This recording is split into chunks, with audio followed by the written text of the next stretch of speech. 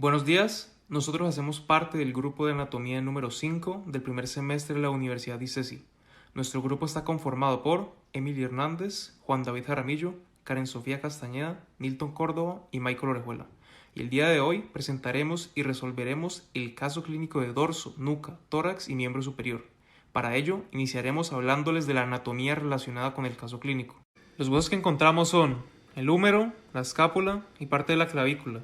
En la parte superior del húmero encontramos el tubérculo mayor, tubérculo menor, el surco intertubercular, el cuello anatómico y cuello quirúrgico.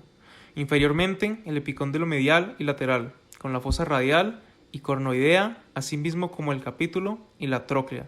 Posteriormente, la fosa del olecrano.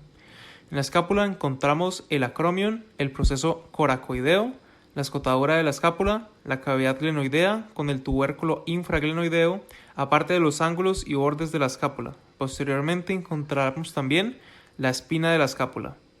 Aparte de las estructuras óseas, también encontramos estructuras importantes como los ligamentos coracoclaviculares, ligamento transverso, la cápsula de la articulación acromioclavicular, el ligamento coracoacromial, el ligamento coracohumeral, el ligamento humeral transverso que cubre a la vaina tendinosa intertubercular, los ligamentos capsulares, aparte de diferentes tendones. Y también, muy importante, la bolsa subdeltoidea con la bolsa subacromial. Los músculos que encontramos del brazo en la parte anterior son el bíceps braquial, profundo a este el coracobraquial y el braquial. En la parte posterior encontramos el tríceps braquial y el ancóneo, pero también debemos tener en cuenta los músculos del manguito rotador, ya que estos se insertan en los tubérculos mayor y menor del húmero. En cuanto a la irrigación del brazo, debemos tener en cuenta la arteria axilar y la arteria braquial, tanto las ramas que se desprenden de estas. En cuanto a la inervación, debemos tener en cuenta el plexo braquial, particularmente en la parte anterior el nervio musculocutáneo y en la parte posterior el nervio radial.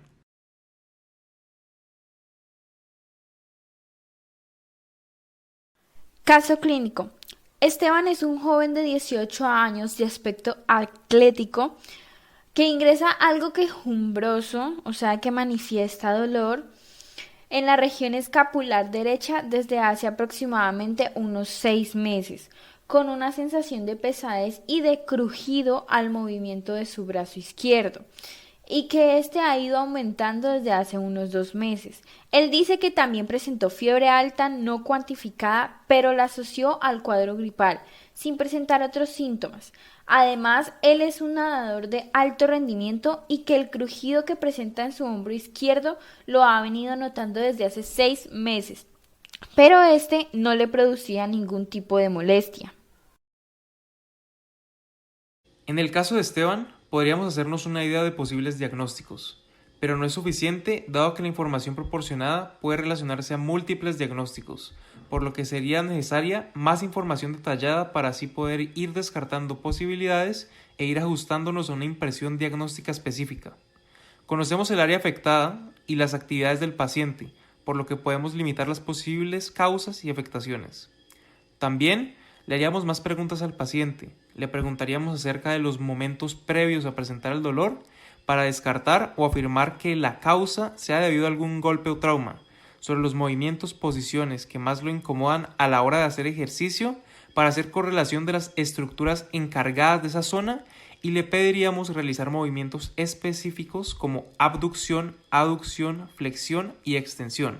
Estas serían preguntas necesarias para sustentar nuestras impresiones diagnósticas. En el momento de los hallazgos encontramos que nuestro paciente es normocéfalo, lo que quiere decir que el paciente cuenta con una cabeza con una forma y configuración normal. Además, cuenta con una conjuntiva moderadamente pálida. Esta es la parte de atrás de nuestros párpados. Esto puede ser un índice de que nuestro paciente presenta anemia, por lo cual decidimos de buscar por medio de los paraclínicos. Luego, en la pertusión muscular, encontramos de que nuestro paciente evidencia una limitación en la rotación lateral en el brazo izquierdo, presenta dolor. Además, tiene una limitación al iniciar la abducción. Se palpa una masa fija en la parte de la región escapular izquierda y cuenta con un ligero eritema. Presenta una sensación de chasquido a la movilización pasiva y activa del brazo. Y se evidencia que sus arcos de movilidad están disminuidos. Esos arcos de movilidad son los ejes en los cuales las articulaciones deberán de moverse de manera normal. Debido al dolor y a la limitación que presenta nuestro paciente, podemos sospechar de una posible afección en los músculos del hombro, tales como sería el músculo supraescapular, infraespinoso, redondo menor, trapecio superior e inferior, serrato anterior y romboides.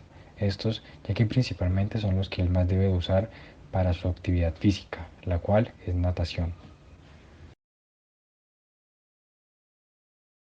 Estos músculos pueden estar afectados debido al gran esfuerzo que deben presentar en el momento de que nuestro paciente lleva a cabo su actividad, la natación, por lo cual los músculos del manguito rotador, como los que mencioné anteriormente, pueden ser los que más se vean afectados en este caso, presentando el hombro de nadador, afectando todos los músculos que hemos. Posteriormente, en los hallazgos clínicos, encontramos que nuestro paciente presentó un soplo mesosistólico en el foco pulmonar de grado 2 de 4. Para poder saber qué es esto, necesitamos saber la anatomía del corazón, en donde podemos encontrar el miocardio, la porción muscular del septo interventricular, la válvula tricúspide, la válvula mitral, las cuales irán unidas por medio de las cuerdas tendinosas hacia los músculos papilares.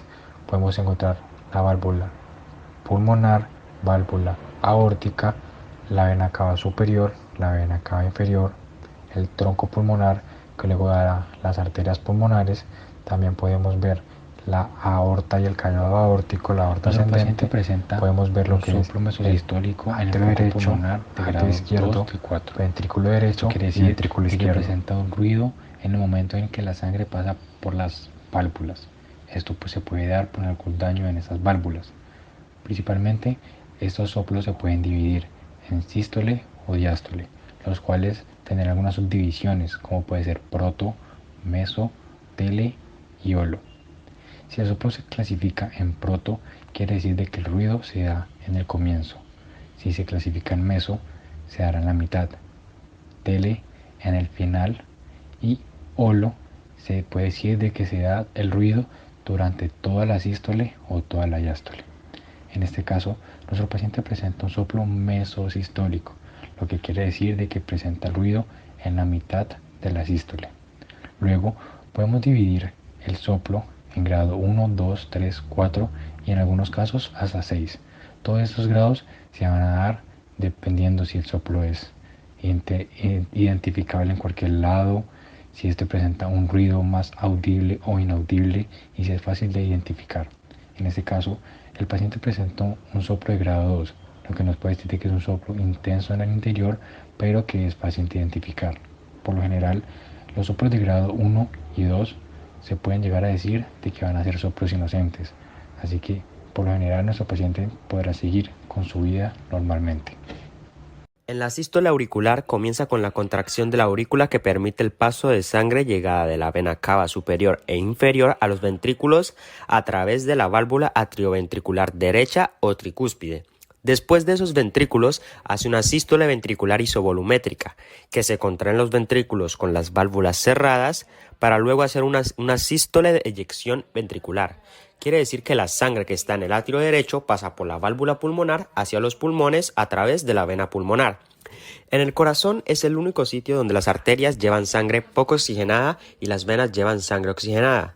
La arteria pulmonar pasa la sangre poco oxigenada del ventrículo derecho hacia los pulmones, en donde se va a oxigenar, y una vez se oxigena a través de las venas pulmonares llega a la aurícula izquierda. De la aurícula izquierda llega al ventrículo izquierdo mediante la válvula auriculoventricular izquierda o mitral, y del ventrículo izquierdo pasa a través de la válvula aórtica para salir inyectado hacia la arteria aorta. Los focos de auscultación son zonas en las que se escuchan claramente los sonidos que se producen en el interior del cuerpo, más específicamente los cardíacos. Existen 5 focos de auscultación que son los tradicionales. Estos son el aórtico, desde la zona de la válvula aórtica, ubicado en el segundo espacio intercostal derecho en el borde esternal derecho. El pulmonar, desde la zona de la válvula pulmonar, ubicado en el segundo espacio intercostal izquierdo en el borde esternal izquierdo. El pulmonar secundario, ubicado en el tercer espacio intercostal izquierdo en el borde esternal izquierdo. El tricúspide, ubicado en el cuarto espacio intercostal izquierdo en la parte inferior del borde esternal izquierdo. Y el mitral o apical en el ápex cardíaco en el quinto espacio intercostal izquierdo sobre la línea medioclavicular. Es importante entenderlos para los hallazgos clínicos de Esteban, debido a que por medio de la auscultación podemos valorar los sentidos normales o patológicos producidos en los órganos, los que nos permite determinar zonas afectadas en nuestros pacientes. ¿Qué es insuficiencia y estenosis valvular? Cuando hablamos de una insuficiencia valvular, se refiere a cuando las válvulas del corazón, ya sea la mitral, la aórtica, la tricúspide y la pulmonar, son incapaces de cerrarse y mantenerse así cuando tienen que hacerlo y permiten que se escape sangre hacia atrás, provocando que el corazón bombee con más fuerza, lo que con el paso del tiempo puede provocar una insuficiencia cardíaca. Pero cuando hablamos de una estenosis valvular nos referimos a 4 tipos de estenosis. La aórtica, que se produce cuando la válvula aórtica se estrecha y esto impide que la válvula se abra por completo, lo que obstruye el flujo sanguíneo del corazón a la arteria principal y el resto del organismo. La estenosis pulmonar ocurre cuando la válvula no se puede abrir lo suficiente y como resultado hay menos flujo sanguíneo en los pulmones. La tricúspida es un estrechamiento en el orificio tricúspidio que impide el flujo sanguíneo de la aurícula derecha hacia el ventrículo derecho.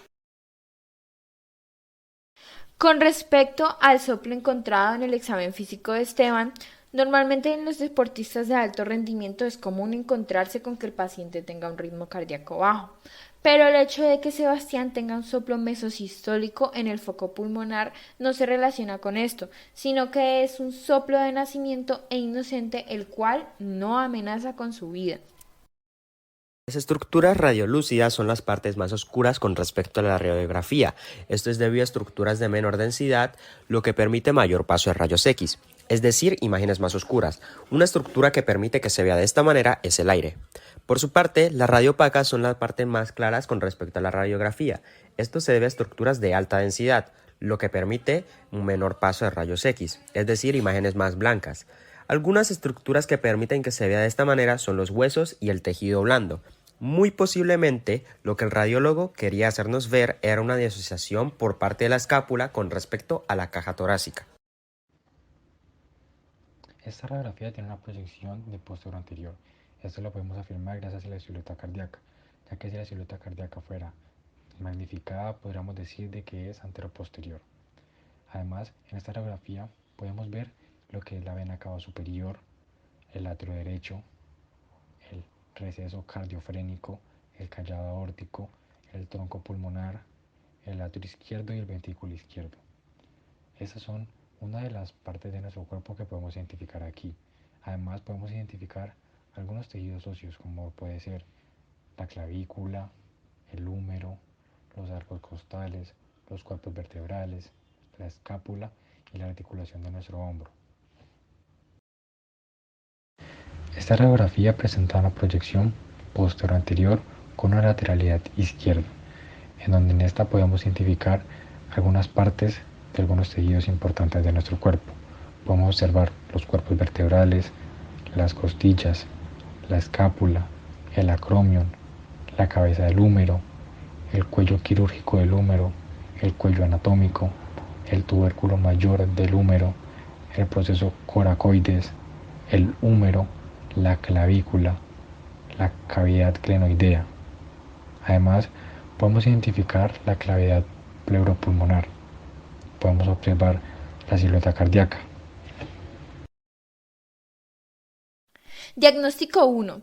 En este caso, creemos que Esteban puede tener hombro de nadador, que es una serie de lesiones que normalmente afectan a los que practican natación de una forma continua y regular. Los causales de estas pueden ser la tendinitis de bíceps, la bursitis subacromial, la tendinitis del manguito rotador o del supraespinoso.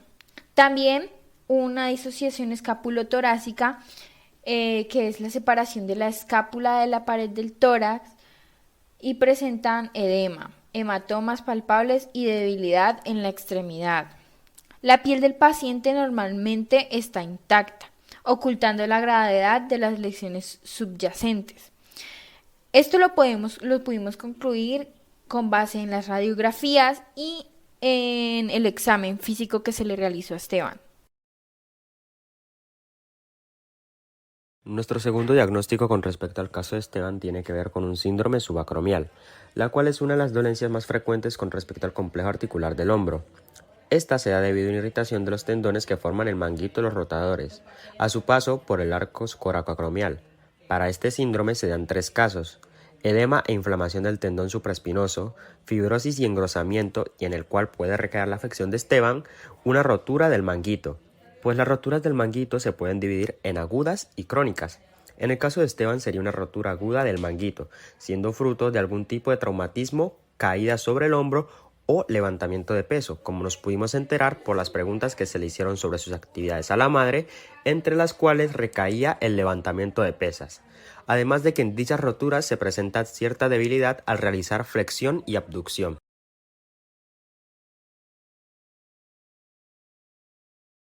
Nuestro tercer diagnóstico se basa en un posible impingement interno anterosuperior. Esta se provoca por el pinzamiento de los tendones del músculo supra e infraespinoso contra la cara posterior de la cavidad glenoidea. Esto puede darse debido a movimientos repetitivos con una combinación de abducción de aproximadamente 90 grados y una rotación externa, lo cual recae perfectamente para Esteban, pues es el tipo de repeticiones de movimiento que suelen realizar aquellos que practican natación, como es el caso de nuestro paciente, además de que se ve una compresión del nervio subescapular, lo que le dificulta la parte funcional a Esteban, pues no podría levantar el brazo por encima de los 90 grados, además de tener grandes dificultades para realizar rotaciones de hombro.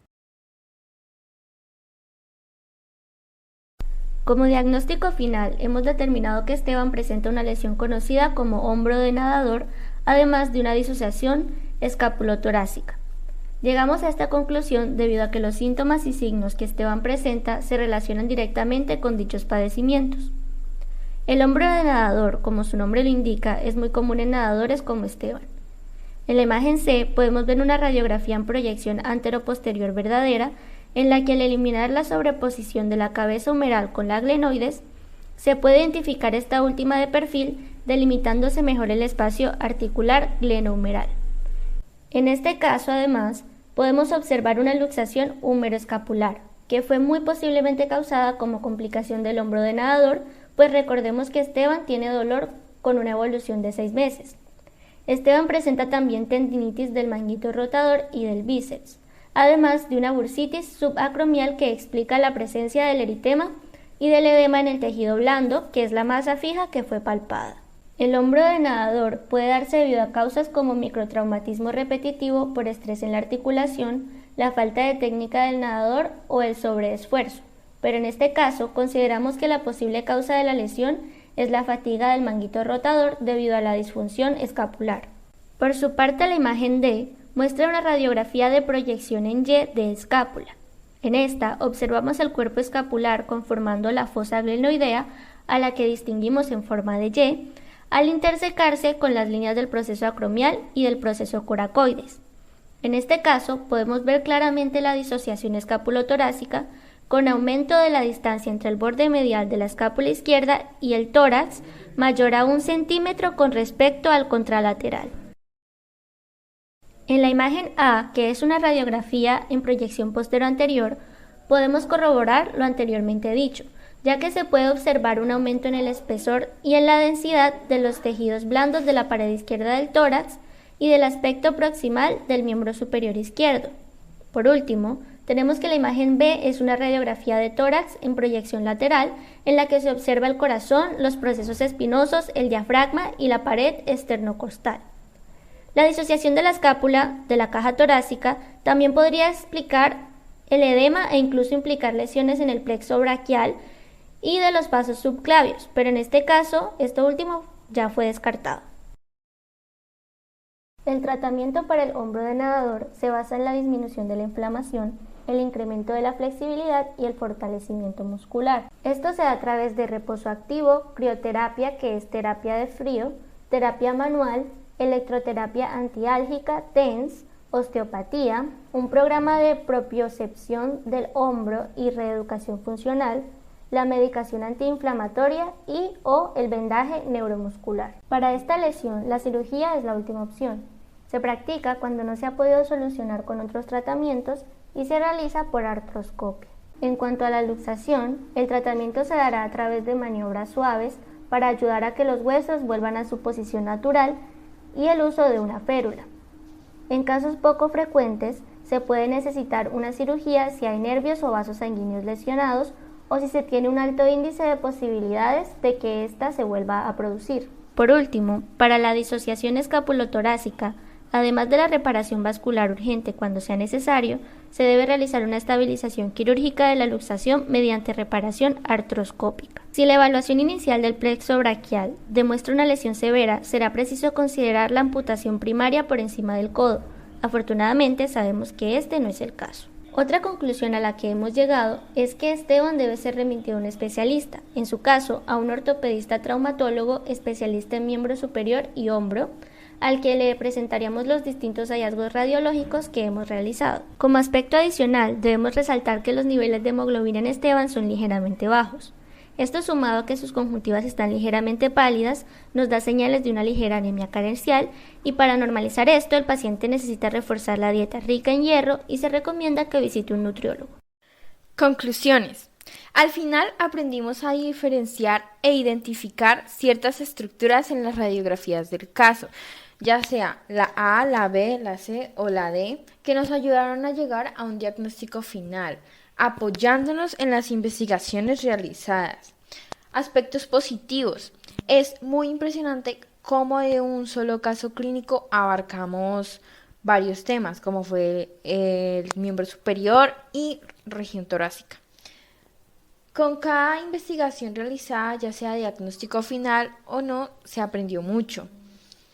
Aspectos negativos, solo uno, que hubiese sido mucho mejor que al final se hiciera una socialización general con los profesores, para saber en qué nos equivocamos.